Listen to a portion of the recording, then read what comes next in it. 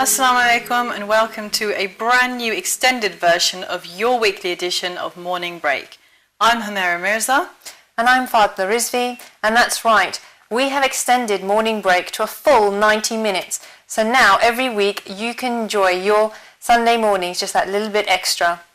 Not only do we have our usual features, but we also have 2 extra features for you. So definitely stay tuned to find out what they are. We'll promise you'll love them. That's great, and I'm sure that everyone will enjoy the extended version of our show. I know I'm really looking forward to it, especially the 2 new extra bits. But now it's time to kick off our show with Hadith of the Week. So Fatima, what Hadith have you got for us this week? Well, this Hadith I actually have picked out from Imam Jafar Sadiq alayhi salam. And he says, on the day of judgment, the first thing about which every person will be questioned is prayers, salah. If it is accepted, then his other deeds will be accepted also. And if it is rejected, his other deeds will be rejected. Now, the reason why I chose that hadith is, I think that's quite powerful. The fact that it's, again, the Imam is reiterating how important salah is, that we pray 5 times a day. And that, obviously, if when you die and on the day of judgment, the first thing they're going to look at is if you prayed or not, and how well you prayed, and whether you prayed properly, or was it sort of, oh, I'm in a hurry, let me pray my prayers in 2 minutes, and then, because I have to go to so-and-so's house for so-and-so event. So I think it's something that not only when we're praying, we need to be concentrating in our prayer, because maybe we did pray, and we did always keep up our prayers, but what happens if we didn't pray properly, or we didn't do it from the heart and with meaning, and it was just sort of a routine sort of thing that we do? As a result, our prayer might be rejected, and then everything else that we have done may also go, down the drain, so to speak, might be wasted. I think prayer is something, like you said, that is mentioned. It's a very powerful hadith because of the way that it's, there's so much emphasis on how important prayer is. And, I personally know that depending on how much you believe in the symbolism of dreams, I know quite a few people, even within my family or friends, who've had dreams about, people who've passed away, for example, coming to them and saying, please, just pray. Prayers are really important. And I think that's, depending on how you want to take that, but we know either way, missing any salah is not good. And I think, the thing I always think about is everything that Allah asks you to do is not for Him. He doesn't need us, He's independent of everyone. So when we are missing prayer, ultimately what we're doing is actually sort of, we're ruining ourselves, we're harming ourselves, we're taking something away that could be a blessing, that could really benefit us and our souls. So, not praying is ultimately is going to affect us. And, like you said, praying and not really paying attention, which I'm sure all of us do. It's always when you pray that for some reason you'll start thinking, oh my God, did I switch off that iron? Or did, or oh my God, I left that behind, etc. It's because it's that time where maybe we're not actually focusing. So really important for us to know the words that we're saying so that we can actually reflect on prayer, and therefore it's actually going to work when we do pray. That is so, so true, absolutely. I mean, I know that sometimes when I'm praying that, you do get random thoughts in your head and you're thinking, I should not be thinking about this right now. But yeah, I mean, hopefully, inshallah, our viewers can take, heed from that hadith, very important hadith, the fact that salah is just so, so important. And also, I think a lot of worries and stress and, will be dispelled just by doing salah. It really is, like you said, there to help us. Okay, well, thanks for that hadith, Fatima. Okay, well, lots to learn there from our 6th Imam, and we really hope you benefited from those words. If you would like to get in touch with us to give us your feedback or any suggestions you may have for future shows, then please do feel free to email us at morningbreak@ahlulbayt.tv. But now it's time for our current affairs feature. So, Humaira, what article have you picked out? Well, I've got an article from the BBC here, which is titled Mobile Banking Closes Poverty Gap. And what the article is saying, and I was actually quite surprised by this, is that more and more people in the so-called developing world are actually they're using their mobile phones to go on and do their internet banking in that sense, by using their mobile phone. And which is odd because it actually says in the article that a lot of people, for example in Africa, they don't necessarily have that concept of banks, etc., or they can't afford other things like a computer, but most people will have a mobile phone. And that's something I found, a couple of years ago I went to Pakistan and I noticed that even the people, working who perhaps seem like they're not particularly stable financially, or they may even look quite poor, they all seem to have mobile phones. So I think it's something that's becoming very accessible in the developing world. And what's happened is that more and more people are actually using that for their banking. And what I found interesting about that is that people are finding that really useful in terms of those who leave the country to work, or for those people even within the country who have moved somewhere to work, because it's making transferring money from their bank account to their family's bank account, for example, much easier for them. And I know, that's probably the case for a lot of people who either go abroad or who have to work somewhere away from their family, that they want to provide for their family, don't they? And so this is making it an accessible way for them to actually do that. And especially, it's mentioned in Kenya as well. It's the most famous example. It's actually attracted 9.4 million people in Kenya just under 3 years. So you can imagine that's really big change in terms of banking in the developing worlds. And they're saying, it's ready to move on to the next stage, and so they're actually teaming up to actually look at how they can develop that in terms of making savings accounts, etc., which is great. It's fantastic news. And they've also said, that a lot of people feel in those kind of countries it's very important for them to know that they've got money saved away, or they've got some sort of insurance for funeral arrangements and things like that, which I think we can associate with. That's something that we all feel we want to make sure we have that sorted, whether you're Muslim or non-Muslim as well. So things like that, they're slowly starting to make arrangements for that for people to do via their mobile. Wow, that's really cool. I didn't realise that it would be also safe. I mean, is it safe to kind of access your account and your money and just to see what's happening through your mobile phone? I mean, it can't, because what happens if somebody else gets hold of your mobile phone and then goes to your account details? Isn't that a bit unsafe? Well, there is actually a section in this article called Disruptive Technology, and they've talked about different projects that are going on across the world, and one of them is that Bill Gates has pledged $5 million to help the world's poor access banking accounts. He's trying to, get that going, trying to develop the system over there, which I know, considering Bill Gates is, the richest man in the world, etc., $5 million isn't that much, but it is, going towards developing that system there. They've even said things like similar projects in Pakistan, India, Sri Lanka and Fiji will also benefit from this fund as well. And they're talking about how mobile banking is a slow burn and it's very slow to set off. And like you said, is that safe? Well, actually, they've mentioned here that the reason it was slow taking off was because people didn't actually trust the system. And also the fact that even if they did trust the system, many people in the developing world don't actually know how that system would work. We talk about internet banking, etc., and we all know what that means. If you were to go, I can imagine if I went to someone on the streets of Pakistan and said, "Oh, do you have internet banking?" They'd probably be like, "What are you on about?" It's not a normal thing over there yet. Obviously, it sounds like it will be. And they've said that before moving on to more sophisticated services, now that they're developing it, they're trying to make sure that people understand the basics first.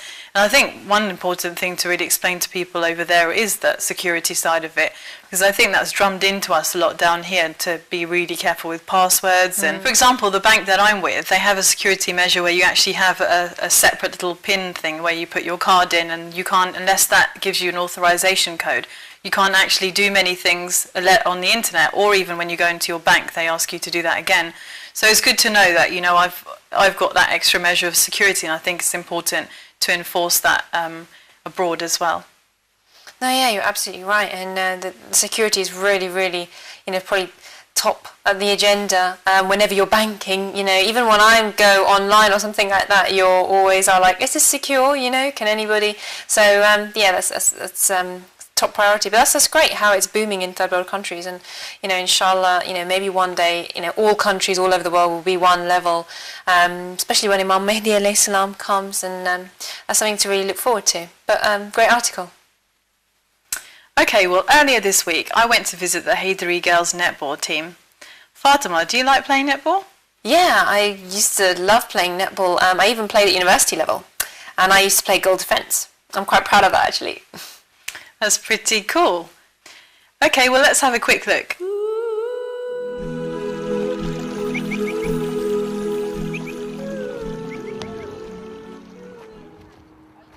Assalamu alaikum, we're here in Upper Norwood to visit the Haydari netball team. As you can see, the girls are practicing behind me. I have with me here Tanzim, she's the group organiser, so we're going to ask her a few questions to find out more about the group. Assalamu alaikum, Tanzim. Alaikum salam. How are you? I'm okay. You're not too tired? No, I'm alright, thanks. Okay, brilliant. Well, can you start by telling us about how the group actually got started? Well, it got started when Sophie used to play with us. She used to be the head first, and we were all like 12 years old, and she had a lot of older people with her. And then when she left, then I thought I should carry on for all the youngsters behind me as well. So I decided to like organise all the practices and stuff, and also tournaments as well. We started off in Tooting, in Tooting Legislature, and then because it was summer, it was a 10-week period, and then I was trying to find something permanent, and we found this really nice school which lets us play indoors and outdoors. So That's fantastic, and it's such a beautiful site to play in. I remember when I was driving up, I was thinking, this is beautiful. How did you manage to get hold of it? well, my cousin used to come here to the school, and I remember when I went once to drop her, it was really nice, and I remember that she had courts and stuff. So I just phoned up, and funny enough, my dad, he's in his shop, he works in a shop, and one of his customers actually works here as well. So she was able to get us in and try and find us some places and started up. Brilliant connections, eh? Yeah. Okay, well, could you tell me about, have you always had this many girls, or did it start off quite small and you built up, or has there been like a really good reaction to the netball? Yeah, it was really good. At the beginning, it was really good because we had badminton and football as well inside. So we used to get a good 25 people. But since it's come outside, people are getting a bit lazy, but it's been good. As in, we get 2 full teams, which is really good to practice netball. How do you make sure that people make a commitment rather than coming and dropping out the next week? Yeah, it's either a group thing, so we charge £40 for 10 weeks, a 10-week session, or you pay £5 every time. So you save if you book 10 weeks, obviously. So that's how we charge people here. So the girls who are actually coming along, are they local to this area, or do they come from anywhere? And what about if girls want to attend who don't live anywhere around Croydon? Is that okay for them? Yeah, it is actually, because we have a parent, one mum actually comes with her daughter, and she lives in Surrey. So they do travel down to here. But we try and pick up people near us. So I live in Norbury, so I would pick up someone that's near me. So it's easier, so all parents don't have to come to the same place. We have with us now Zahra. Zahra is going to tell us about her experience with this netball team. Assalamu alaikum, Zahra. Alaikum salam. How are you? Alhamdulillah, thank you. Can you tell me, you mentioned earlier before we started filming about how much you love this and you're really excited about it. What is it that you love about coming here so much? Well, basically, it's like a sense of family, and we're all playing together, and it's different from school because these are people we spend more time with, because school friends might come and go, but these are your family. So how have you found it juggling schoolwork and other things that are going on in your life, and does it ever put you off coming here? It is quite hard to manage it, and sometimes there's a lot of homework to do, but I try, sometimes I bring it here. So if sometimes we play netball and then football. So during the sport that maybe I don't play, I do my homework. So has this netball actually helped you with PE in school, for example, and how has that worked out? Are you gaining skills from this? Yeah, actually it has helped quite a lot because we've had little netball matches in our school, and little things that our coach Joe comes here on a regular basis, and it's really helped a lot. Different things she's taught me about my manoeuvring across the pitch. So has this netball helped with your social skills in terms of coming and meeting new people? Well, yeah, quite a lot because when you go to mosque and things, you don't really know some people, and you find it hard to just suddenly spring up a friendship with them. But this thing has really helped me bond with new people, just people that I don't know. So yeah, it's really good.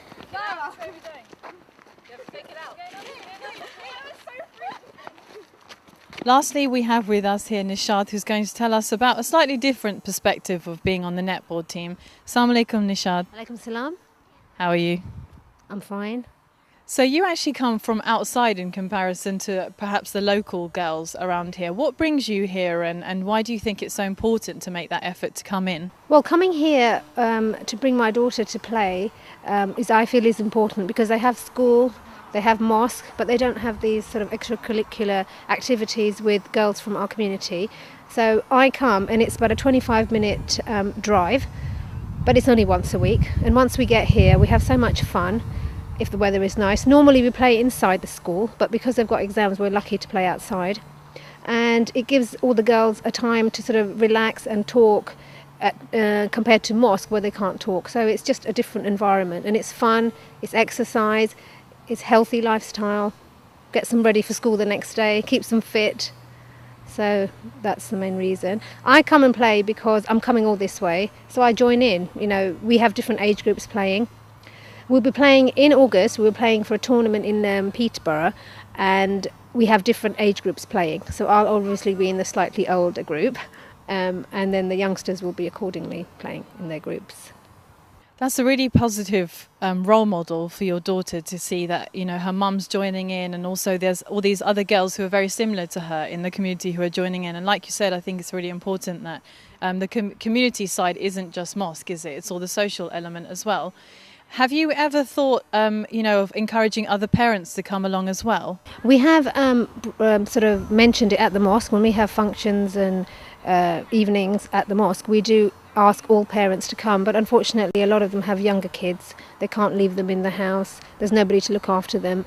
So it's a little bit difficult. A few women were coming, but then it became difficult. Sometimes not all these girls come because they've got exams. So we have sort of advertised it, but we like people to come regularly so we can get used to the players and then make a proper team. But we have encouraged people to come. So please come.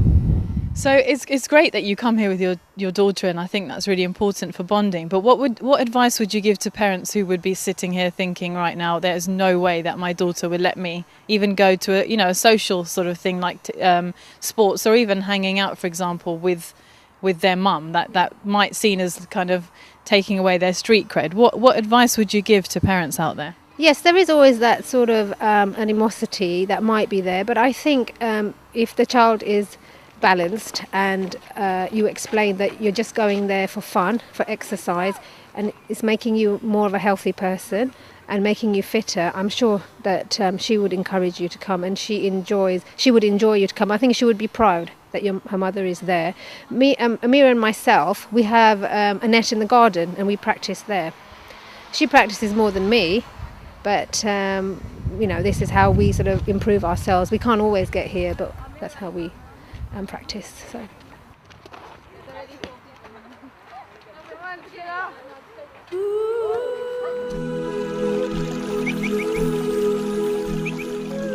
So, how come you didn't join in the action, Humera? You were talking to all the girls, but you didn't get stuck in there. But you know what? I actually really did want to get stuck in there. I have to say, after I haven't seen a netball match for years, and like yourself, I used to love it at school. When I was watching them, I was thinking, that's actually really fun, and they're so good as well. They're not just playing for fun, they're actually really trying to develop their skills as well. And so, I think maybe with me and my bio, I wasn't necessarily going to look that great. I'd probably trip over myself playing netball, but definitely would like to take it up, and I found them really inspirational. What I found really good was the fact that obviously it was a variety of ages. You had, young girls, and then you also had mothers, and slightly women that were sort of in their 30s and older that were coming as well. And I think it's important that everybody understands that to keep fit, it's not just for a young age; it's for everyone. Definitely, and that's what I was talking to that lady afterwards, Nishad, and she was, really making me think about the fact that mothers and fathers as well really need to engage in sport with their children. And even if they don't want to engage in sport with children, we know that it's something that we should all be doing. And so why not start playing netball, basketball, things like that? It doesn't have to be gym or running or cycling, and especially I love the fact that, doing that with your daughter on a weekly basis, and actually, hanging out with her friends as well is really important for that relationship as well as for your health. And to have that thing that you're doing together on a weekly basis is, you know, that's going to benefit your relationship, of course. And so I completely agree with you. Definitely, it'll benefit on two angles. One, the whole mother-daughter like relationship, in the sense that, you know, you get to have some more time together, but also then your friends, you get to mix with your friends as well, which is really, really nice. And I think that's nice because it's netball especially, or any sport like football, etc. And they actually do badminton and they do football as well, which is great. And so it's all a teamwork kind of play, and that means you mix with a lot of people, you become friends with lots of people, and also I think it encourages to have teamwork and to, you know, team build.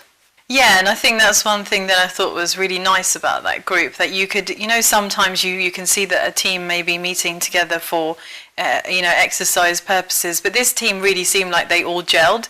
They all were very confident, and they knew what they wanted to get out of the sessions, and they seemed like they looked forward to it.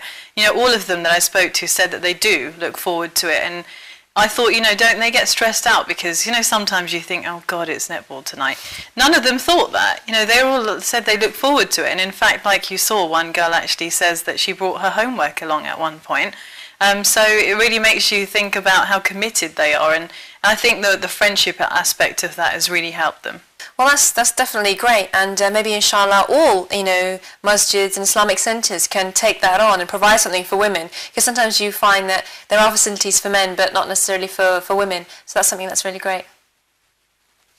Okay, well, still to come on the show, Ask the Life Coach with Sidra Zaidi, as well as our 2 new features, so make sure you stay tuned to find out exactly what they are. See you in 3.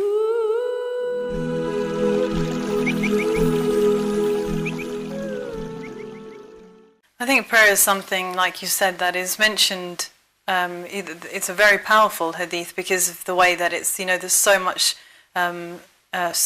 emphasis on how important prayer is. And, you know, I personally know that, depending on how, you know, how much you believe in the symbolism of dreams, I know quite a few people, even within my family or friends, who've had dreams about, you know, people who've passed away, for example, coming to them and saying, please, like, just pray. Prayers are really important.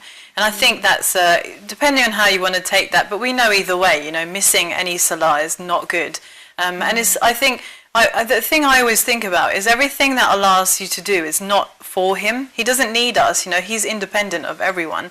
So when we are missing prayer, ultimately what we're doing is actually sort of, we're ruining ourselves, we're harming ourselves, we're taking something away that could be a blessing that could really benefit us and our souls. So, you know, not praying is ultimately is going to affect us. And, you know, like you said, praying and not really paying attention, which I'm sure all of us do.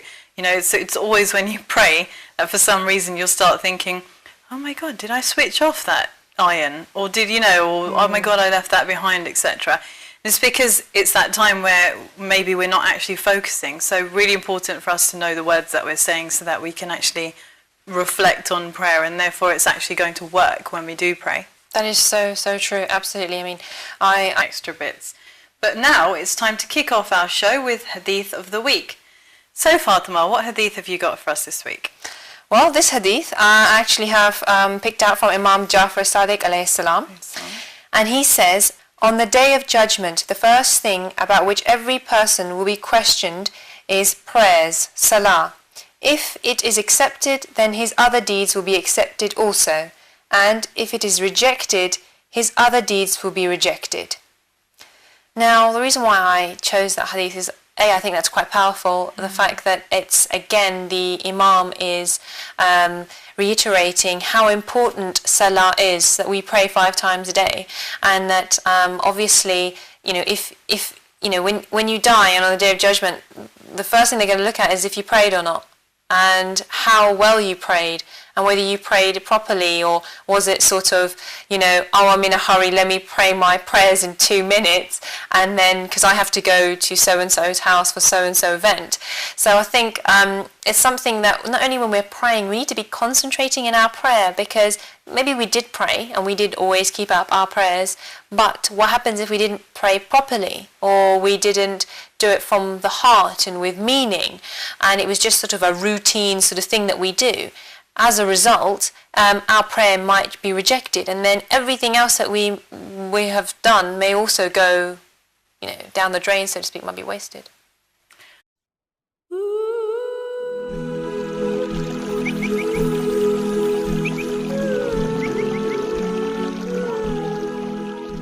Assalamu alaikum and welcome to a brand new extended version of your weekly edition of Morning Break.